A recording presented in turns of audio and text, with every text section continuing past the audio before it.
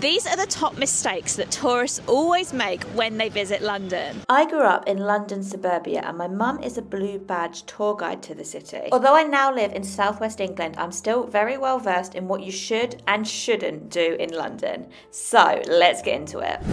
One of the biggest mistakes that tourists make when they visit London is not using the tube to get around. You might think that the best way to get around central London is by Uber or taxi, but actually this normally takes longer than the tube. So if you are planning a route around London, I'd always recommend seeing if there is a London Underground way to get there first. Obviously, if it's late at night or if you're going somewhere that the tube doesn't go, then you might find that other transport options like taxis or even buses are better, but definitely tube first. It's usually faster and is also a lot more convenient.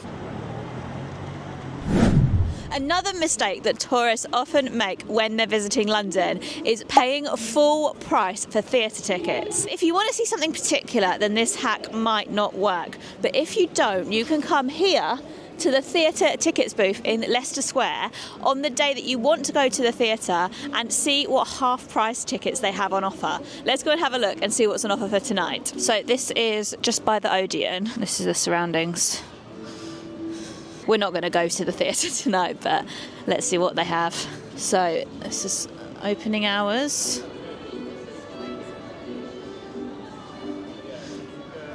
What's on offer? Back to the Future. Back to the Future up to 31% off. The Book of Mormon up to 26% off. Fawlty Towers, £18. And this is all today? Yeah. Okay.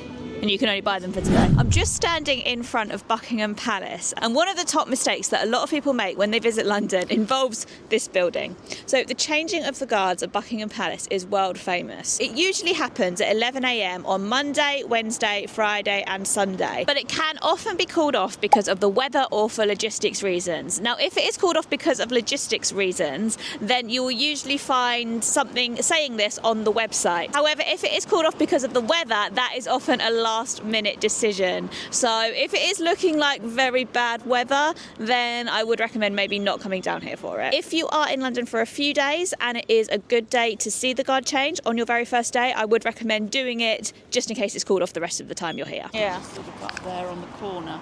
That's where you recommend standing? Yeah. Okay. Or I'll show you where they come out of St James's Palace, because that's another... Okay. We'll see the old guard come marching out of St James's Palace. Yeah. And then they will march up the Mall. Oh, okay. So you can sort of march alongside them. Oh, okay. And then the thing to do is, once they get to the entrance to Buckingham Palace, peel off to the left through St James's Park, and then you can see the new guard forming up. You see that white building? Yeah. They will march to Buckingham Palace. What time do you recommend getting here? If you want to see the start of it, I would get here for about 10:30. 10:30. Yeah. Just standing at the gates to Chinatown now. One tip I just wanted to give about British food is that when you're in London or even the UK in general, don't limit yourself to just trying British cuisine, because British cuisine is not that great. But I do think London is a fantastic foodie city simply because it is so multicultural. You can literally get food from anywhere in the world here, as seen in Chinatown and many other places around the city. It's also really, really important in London to not forget just how busy it can be, especially in peak season. So it's currently January, and honestly, I have seen some queues today. Outside Westminster Abbey, it was super busy, and also outside the National Gallery. And I mean, even here, we're just outside a place called Dave's Hot Chicken. And I don't really know what this place is, but even here, there is a massive queue. I live in rural England now, so I find this very overwhelming. And also, it's always really important to remember how expensive London can be. Make sure you budget accordingly, because eating out, especially drinks and activities, can really add up. If you are on a budget, I'd recommend seeing London for a couple of days and then going elsewhere in the UK where it is a lot cheaper. That being said, there are quite a few very good free things to do in London. This includes museums like the Natural History Museum, galleries like the National Gallery, and and Sky Garden is a great viewing platform with a bar. Obviously the drinks are paid for, but do check before you go to any of these free things that you don't need to book in advance. For example, Sky Garden has gotten very popular recently, so you do need to book that in advance, but it is free. Obviously as well, walking around, seeing all the buildings and seeing the sights of London is always free. Like seeing all these phone boxes. It's also worth pointing out that a lot of London you can see just by walking around. Actually, I saw something on Facebook once that had how long it would take to walk between different tube stations, and actually how low it was really surprised me. So you definitely can't walk across the whole of London, but you can walk between a lot of different attractions and you'll see more of the city that way. Another really important thing to be mindful of is pickpockets in London. One of the biggest mistakes you can make is not taking adequate care against pickpocketing. I know so many people who have had phones stolen in the last few months, usually on the tube, but also just like on the street as well. So make sure you're putting any valuables in a zipped pocket of your bag or a zipped pocket of your coat. Don't flash things around too much. Put your valuables in a crossbody bag, and I wouldn't really recommend sitting casually with your phone when you're on the tube. I'm aware that I am saying this while walking around busy London on a camera, but I have my wrist strap on it and you will not believe how tightly I'm holding onto this camera. Transport tip I wanted to give is about when you should travel. I would recommend avoiding using Transport for London before 9:30 a.m. This is rush hour, so not only is it very busy, but actually tickets are a lot more expensive. If you can, walk around before 9:30 a.m. and schedule your journeys on public transport after that time. Don't think that you can see all of London in one day. London is massive. I lived here for 18 years of my life and I have in no way seen everything. In fact, there's a lot that I haven't seen. There's also so many like little hidden gems, like this church that was built by Christopher Wren, the same architect who built St Paul's Cathedral. So in reality, you probably need about 4 days just to scratch the surface of London. If you really only want to see the highlights, you could do it in 2, but really the longer the better, and the more you'll get to see, the longer you stay. I'm here now in Piccadilly Arcade, and this was built so women who were doing their shopping didn't get their frocks wet when it was bad weather. So it's a good time to talk about London's weather.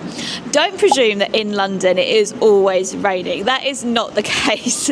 It does rain a fair amount, but actually London is not the rainiest city in Europe. There are quite a few others that have a much higher rainfall than London. You can get all sorts of weather in London, including sunshine, cloud, rain, drizzle, sleet, snow. So prepare for all eventualities, especially if you're visiting in the winter, but do make sure you always pack a raincoat even if it is the summer. I'm just walking past the Ritz on my left and it reminds me of another mistake that a lot of tourists make, and that is thinking that you need to book a hotel in central London.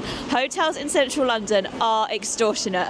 Obviously if you're going to stay somewhere like here, the Ritz, obviously that's going to come at a super premium, but even 1- and 2-star hotels are really pricey in central London.